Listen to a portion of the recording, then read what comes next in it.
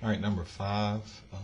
We're going to use the functions given, and we're going to find r minus p of x, and then write that in domain notation.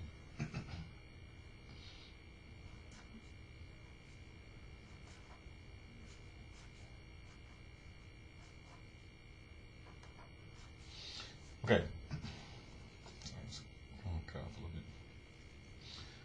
R minus p. So r is 5x given. We're going to subtract p. P is x squared minus 5x. Now I know to put this in parentheses whenever we're subtracting. That negative distributes to both terms. So we have 5x minus x squared. Negative times a negative will be a plus 5x. And so we have negative x squared plus 10x would be our function. And domain of a polynomial is just all real numbers.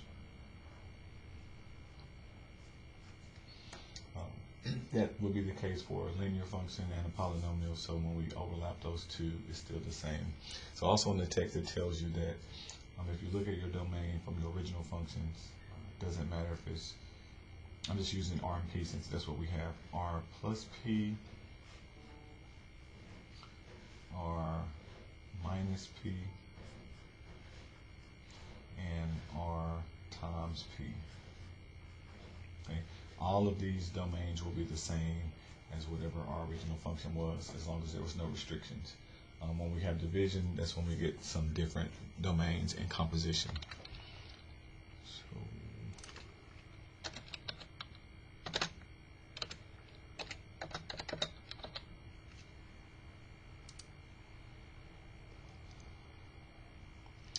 Domain, all real.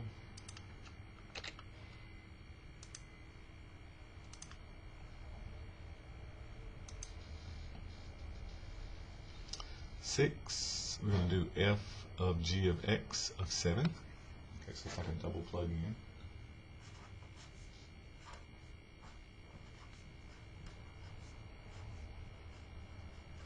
Okay.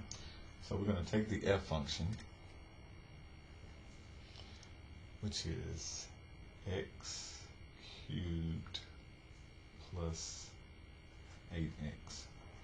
In the place of x, we're going to replace that with the g of x equation. So g of x is the square root of 7x.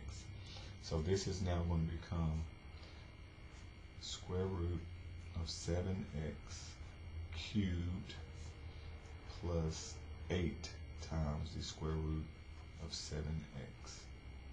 Okay, so I'm just replacing each x with the g of x function. Now we're going to plug in 7 for that x.